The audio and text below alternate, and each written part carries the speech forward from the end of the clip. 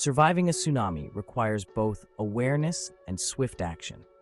Imagine you're at the beach and suddenly see the water rapidly receding far from shore, leaving fish stranded. This is like a vacuum pulling back before a powerful explosion and is a clear sign of an impending tsunami. Immediately seek higher ground or move inland as fast as possible, akin to running upstairs in a building to escape a flood.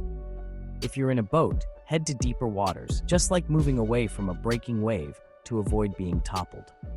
It's crucial to have a tsunami emergency kit ready, including essentials like water, food, first aid supplies, and a flashlight, similar to how you'd prepare for a camping trip. Always listen to local warnings and evacuation orders, much like following fire drills to ensure safety. Familiarize yourself with evacuation routes in advance, just as you would memorize escape routes in case of a fire. If caught in the water, grab onto something that floats, like debris, much like holding onto a life raft in a shipwreck. After the initial wave, stay alert for subsequent waves, as tsunamis often come in multiple surges, similar to aftershocks following an earthquake. Imagine a wall of water, towering over buildings, crashing onto the shore with unimaginable force and power. This is the terrifying reality of a tsunami, a natural disaster. These aren't your average waves. They are much more powerful. They're forces of nature, capable of immense destruction and chaos. Tsunamis are a series of ocean waves, usually caused by a massive disturbance beneath the seafloor, like an earthquake. Think of it like this. You drop a pebble in a pond.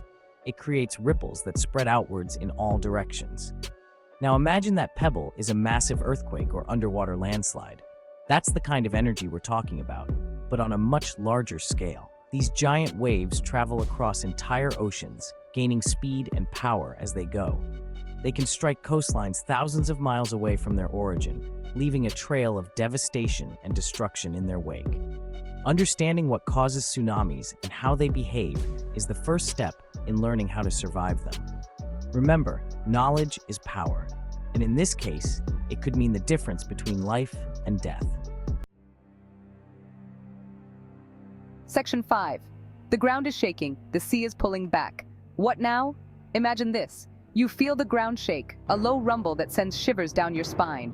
You rush outside and the sea is receding, pulling back like a giant breath. This, my friends, is a clear warning sign. A tsunami is coming. Just like a tornado siren sends people running for cover, this natural warning should trigger your immediate action. Don't hesitate. Don't wait for official warnings. Grab your emergency kit and move inland to higher ground as fast as you can. Remember that evacuation route you planned? Now is the time to use it. Stay calm, stay focused, and keep moving away from the coast. Time is of the essence. Every minute, every second counts. Section 6. After the wave. Picking up the pieces. The wave has passed, leaving a trail of destruction in its wake. Now, the real survival begins. It's like assessing the damage after a car crash. We need to be cautious, aware, and ready to act. First, check yourself and those around you for injuries. Provide first aid if needed, and remember, help may be scarce in the immediate aftermath. Your emergency kit will be crucial here. Stay away from damaged buildings and debris. There may be hazards like broken glass, unstable structures, and even downed power lines. Be vigilant and never underestimate the lingering danger. Tune into your battery-powered radio for information and instructions from authorities. Communication will be key in the coming hours and days. Remember, even though the wave has passed, the danger hasn't completely subsided. Every tsunami, as tragic as it is, teaches us valuable lessons about our vulnerabilities and strengths. We learn from the past, adapt, and build better defenses for the future, ensuring that we are more prepared each time. Technology plays a crucial role in this ongoing battle against nature's fury, providing us with tools to predict and respond. Early warning systems are becoming more sophisticated, with faster data processing and wider coverage, reaching more people in less time. Imagine a network of buoys and sensors constantly monitoring the ocean floor, sending real-time data to alert authorities of potential threats, giving us precious time to act. We're also building more resilient infrastructure, Stronger bridges, elevated buildings, and structures designed to withstand the impact of powerful waves, ensuring safety. It's like reinforcing your house against a storm. We're making our coastal communities stronger and safer, ready to face the challenges. But technology alone isn't enough. Human collaboration is key. We need to learn from the past, understanding the events that have shaped our current strategies. We need to study historical tsunami events, analyze the data, and understand the patterns that emerge over time. This knowledge will help us better prepare for the future and minimize the devastating impact of these natural disasters, ensuring a safer world for all.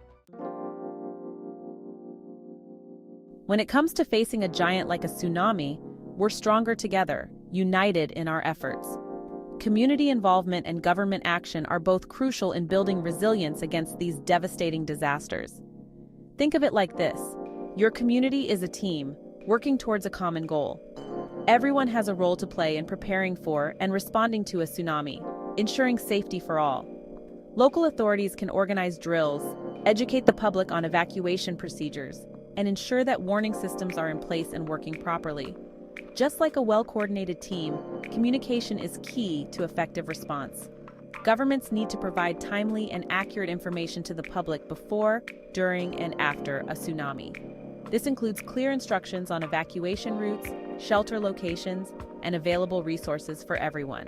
Remember, it's not just about surviving the initial wave, it's about rebuilding and recovering afterwards. Governments and communities need to work together to provide support for victims, restore infrastructure, and learn from the experience to prevent future tragedies.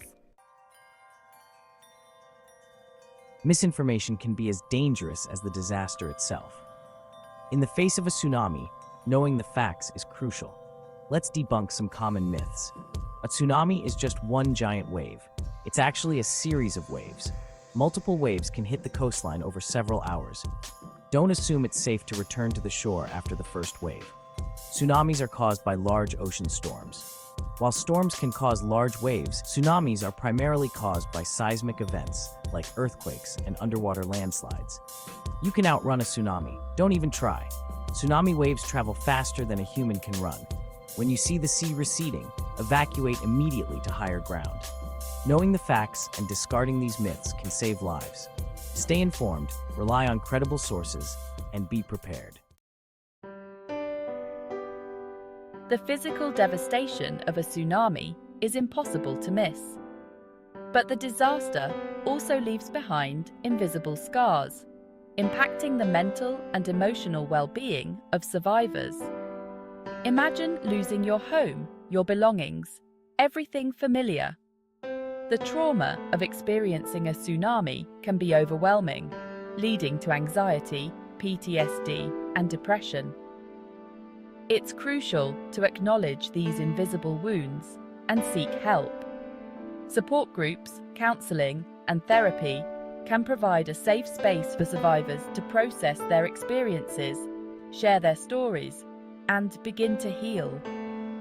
Remember, recovery from a tsunami is not just about rebuilding homes and infrastructure, it's about rebuilding lives. Offering emotional support and fostering community resilience are just as crucial as providing food and shelter. We're in this together.